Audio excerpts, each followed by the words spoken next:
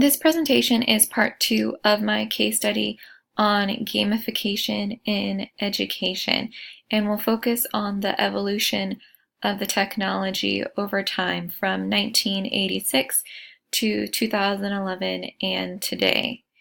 Although in part 1 of my case study I discussed how gamification can be used in the classroom many different ways, this presentation will focus on the evolution of specific games over time and how they have evolved and become more sophisticated.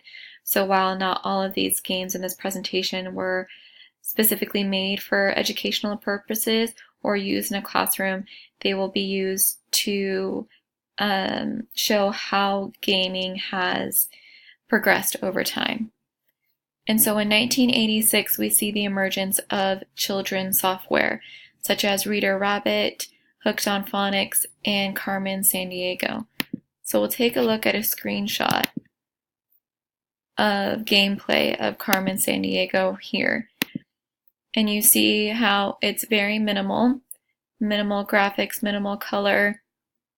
The point of the game is for the user to read clues and find out where in the world is Carmen Sandiego. And so it's a great tool for teaching geography and problem solving.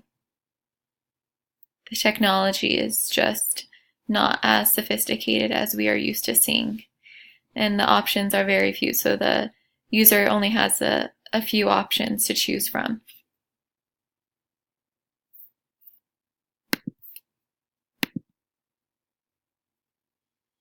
As we move on in our timeline, in 1991 were new technological platforms. So we'll take a look at this video game timeline, and we see that it goes from the 1960s to 2009. However, a big chunk in the middle are the 1990s, where we saw really an explosion of gaming consoles. And while this video game timeline only concentrates on Nintendo, there's also Sega, PlayStation, and other gaming platforms that really took off during this time and became popular. Part of the reason for that was the release of the Game Boy and the Tetris, I believe it was called, that allowed users to game not just in front of a computer, but virtually anywhere they wanted to.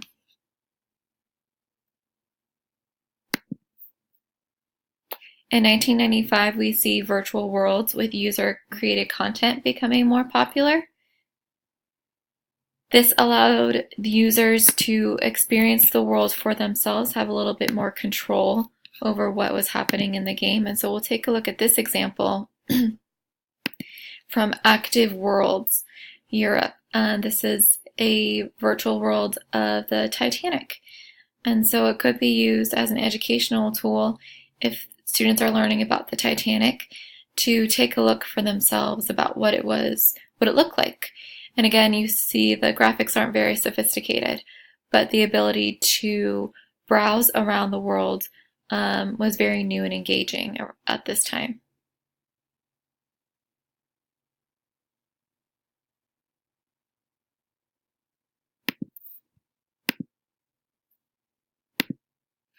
In 2002, we see the serious game movement begins.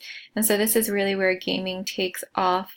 A lot more sophisticated games, a lot more expensive games, and a lot more options in games, as well as multiplayer, the ability to play online with virtually anyone in the world. And so we'll take a look at the World of Warcraft gameplay trailer from 2005. And so you can see just from the last example of the Titanic virtual world to this example 10 years later, the evolution of the graphics and the colors, and I'm assuming much more options in the game for the user, which makes it much more fun and engaging.